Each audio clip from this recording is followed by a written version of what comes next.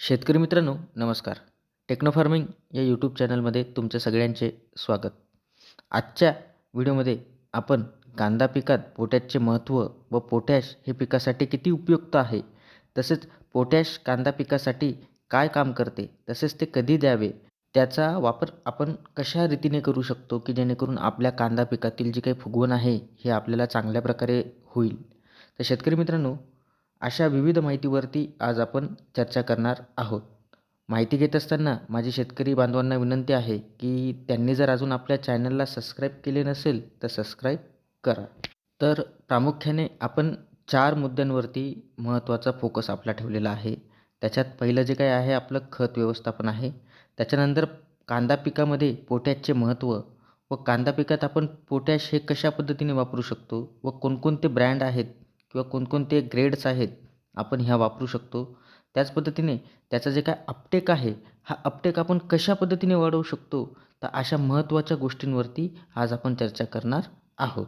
शेतकरी मित्रांनो, सुरुवातीच्या काळात ज्यावेळेला आपली कांदा लागवड होते, तर कांदा लागवडीनंतर आपल्याला जो काही बेसल डोस द्यायचा असतो किंवा स्टार्टर डोस आपण त्याला म्हणत असतो. तर या स्टार्टर डोसमध्ये आपल्याला जी काही जड खते आहेत, म्हणजे की 10-26-26 असेल, MOP असेल, SOP असेल, तर अशा या काही जड खतांचा जो काही डोस आपल्याला टाकायचा आहे, हा सुरुवातीच्या वाढीच्या काळातच आपल्याला टाकायचा आहे. कारण यांचा जो काही अपटेकचा पिरियड आहे, हा खूप जास्त आहे व ते जे काही उचलण्यास जे काय आहे, हे याला जास्त कालावधी लागतो. त्याच्यामुळे हे जे डोस आपल्याला टाकायचे आहेत किंवा या जे खतं आपल्याला वापरायचे आहेत, तर हे टाकत असताना आपल्याला हे सुरुवातीच्या काळातच वापर करायचा आहे.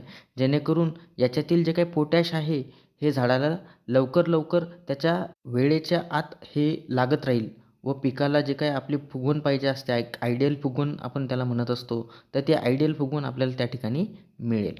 त्याच पद्धतीने एका महिन्याचा जो काही आपला पिरियड असेल, म्हणजे 30 ते 40 दिवसाच्या साधारणतः पिरियडमध्ये आपल्याला जे काही ग्रेड खतांचा वापर करायचा आहे, म्हणजे याच्यामध्ये तुमचे 05234 असेल, 1261 असेल किंवा तुमचं 134013 असेल किंवा तुमचे असे विविध प्रकारच्या ग्रेड्स आहेत, ज्याच्यामध्ये फॉस्फरस आणि पोटॅश लेव्हल ही आहे.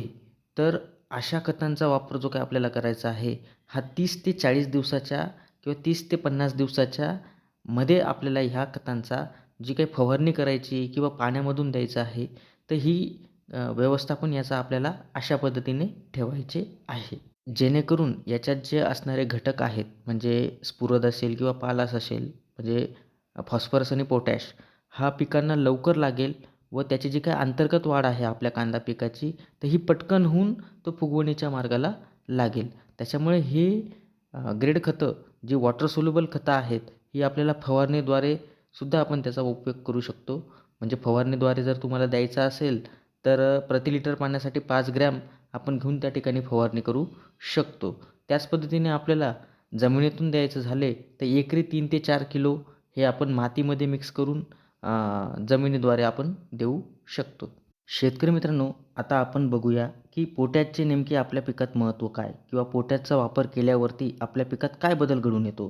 तर त्याविषयी आपण थोडीशी चर्चा करूयात. तर पोटॅश हे पिकातील साईज, कलर आणि वजन या तिन्ही गोष्टींसाठी कांदा पिकासाठी फार महत्त्वाचं आहे. त्यासाठी पोटॅश हे फार महत्त्वाचे आहे. पोटॅश वापरल्या गेल्यामुळे झाडाचे अन्न हे झाड स्वतः तयार करत असते. त्याच्यामुळे जी काही त्याची रोगप्रतिकार शक्ती आहे, ही रोगप्रतिकार शक्ती वाढवण्यामध्ये पोटॅशचा फार महत्त्वाचा रोल आहे. तर शेतकरी मित्रांनो, त्याच पद्धतीने पोटॅश वापरल्यामुळे आपल्याला कांद्याला जो काही टणकपणा पाहिजे असतो किंवा जो कडकपणा पाहिजे असतो, तर तो कडक करण्याचे कामसुद्धा या ठिकाणी पोटॅश हे करत असते.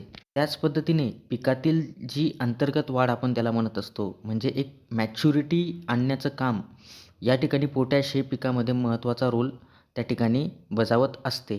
तर मॅच्युरिटी म्हणजे नेमकी काय? तर ज्या पद्धतीने आपल्या पिकाची हळूहळू वाढ होत जाते व ज्यावेळेस पीक हे शेवटच्या टप्प्याला येत असतं, तर त्यावेळेस पिकाला जे महत्त्वाचे रूप पाहिजे असतं, म्हणजे त्याला एक प्रकारे आकार, तर ते या रूप आणण्यामध्ये पोटॅशचा फार महत्त्वाचा रोल आहे. म्हणजे आपण याच्यामध्ये कलर असेल, चकाकी असेल किंवा त्याचा स्वीटनेस असेल किंवा त्याच्यातली साखर असेल, तर हे आणण्याचं काम त्या ठिकाणी पोटॅश हे करत असते. त्याच पद्धतीने आपण फॉस्फरसविषयी जर माहिती घेण्याचा थोडक्यात प्रयत्न केला, तर फॉस्फरसमुळे आपली जमीन भुसभुशीत राहते. त्याच्यामुळे कांदा पिकाचे जे काही मुळांचा विकास असतो, हा विकास जोरदार होत असतो व त्याच्यातून जे काही अन्नद्रव्य आहे ते पटकन शोषले जातात. त्याच्यामुळे फॉस्फरसचा पण रोल त्या ठिकाणी फार महत्त्वाचा आहे. त्याच पद्धतीने फॉस्फरसचा उपयोग केल्यावरती पेशी विभाजन जे काय आहे आपल्या कांदा पिकातील, हे पेशी विभाजन जलद गतीने होत असतं. त्याच्यामुळे वाढीच्या काळात जो काही लवचिकपणा पाहिजे असतो, तो लवचिकपणा या फॉस्फरसमुळे आपल्या पिकात येत असतो. त्याच्यामुळे फॉस्फरससुद्धा आपल्या पिकात फार महत्त्वाचे आहे. त्याच पद्धतीने फॉस्फरसचा जर का आपण आपल्या पिकामध्ये वापर केला फवारणीद्वारे, तर फवारणीद्वारे वापर केल्यावरती हे चांगल्या प्रकारचं बुरशीनाशक म्हणून सुद्धा काम करत असतं. म्हणजे जे काही बुरशी आपल्या पिकात येत असते, तर बुरशींना मारण्याचं सुद्धा या ठिकाणी फॉस्फरस हा चांगल्या प्रकारे आपल्याला मदत करत असतं. त्याच पद्धतीने जी काही अंतर्गत वाढ असेल पिकातील, जी काही वाढ असेल किंवा जी काही काळोखी असेल किंवा पेशी विभाजन असेल, तर याच्यामध्ये फॉस्फरसचा हा फार महत्त्वाचा रोल आहे. त्याच पद्धतीने जमीन भुसभुशीत ठेवणं, अशा ज्या काही गोष्टी आहेत, तर त्याच्यासाठी फॉस्फरस हा फार महत्त्वाचा आहे. तर शेतकरी मित्रांनो, आता आपण पोटॅशच्या ज्या काही ग्रेड आहेत, तर ह्या कोणकोणत्या वापरू शकतो? तर रासायनिक खतांमध्ये आपण MOP, SOP किंवा 10-26-26 तर ह्या ग्रेड खतांचा वापर आपण करू शकतो. त्याच पद्धतीने एक मार्केटमध्ये नवीन पोटॅश आलेला आहे. त्याला आपण PDM पोटॅश असे म्हणत असतो. तर हे जे काही पोटॅश आहे, हे पोटॅश डिराइव्हड फ्रॉम मोलॅसेस म्हणजे नैसर्गिक घटकांपासून हे विघटन करून काढलेलं पोटॅश असतं. याच्यामध्ये 14.5% पोटॅश येतं. तर हे पण वापरलं आपण तरी काही हरकत नाही. साधारणतः आपल्याला PDM जर का वापरायचं झालं तर आपण 40 ते 50 दिवसाच्या मध्ये आपण PDM पोटॅश वापरू शकतो. त्याच पद्धतीने WSFमध्ये म्हणजे वॉटर सोल्युबल जे काही ग्रेड आहेत त्याच्यामध्ये आपण 0050 असेल, 05234 असेल, 06020 असेल किंवा पोटॅशियम शोनाईट अशा विविध प्रकारच्या जे काही वॉटर सोल्युबल ग्रेड आहेत यांच्या फवारणीद्वारे व जमिनीद्वारे अशा दोघी पद्धतीत आपण याचा वापर करू शकतो. आता महत्त्वाचा मुद्दा म्हणजे ज्या शेतकऱ्यांनी भरपूर प्रमाणात खतं वापरलेली आहेत, पण त्यांना आयडियल साईज मिळत नाही. म्हणजेच त्यांच्या जमिनीमध्ये एकतर पोटॅशची कमतरता असेल किंवा पोटॅश देऊनही ते अपटेक होत नसेल.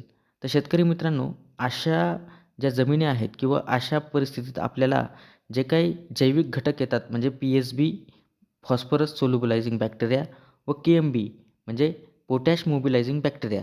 तर या बॅक्टेरियांचा वापर आपल्याला त्या ठिकाणी करायचा आहे, जेणेकरून आपला जो काही पोटॅश अपटेक असेल किंवा फॉस्फरस अपटेक असेल, हा वाढेल व त्या ठिकाणी जी काही पिकाला कमतरता असेल ती भरून निघेल.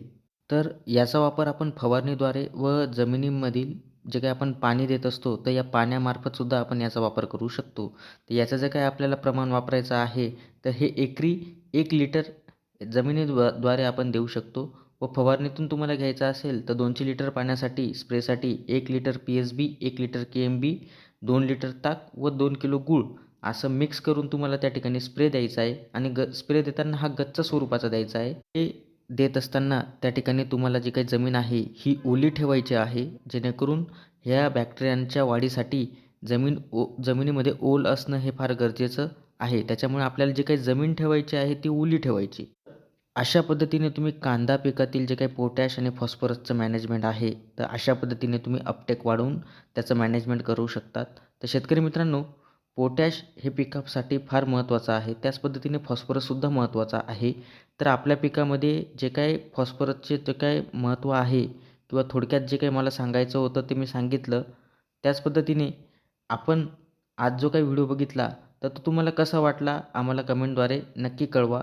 त्याच पद्धतीने व्हिडिओ आवडल्यास तुम्ही तुमच्या जवळच्या शेतकऱ्यांना नक्कीच शेअर करा व आमच्या व्हिडिओला लाईक करून चॅनलला सबस्क्राईब करा, जेणेकरून आमचं प्रोत्साहन वाढेल व आम्ही अजून तुम्हाला नवनवीन व्हिडिओ तुमच्यापर्यंत आम्ही पोहोचवण्याचा प्रयत्न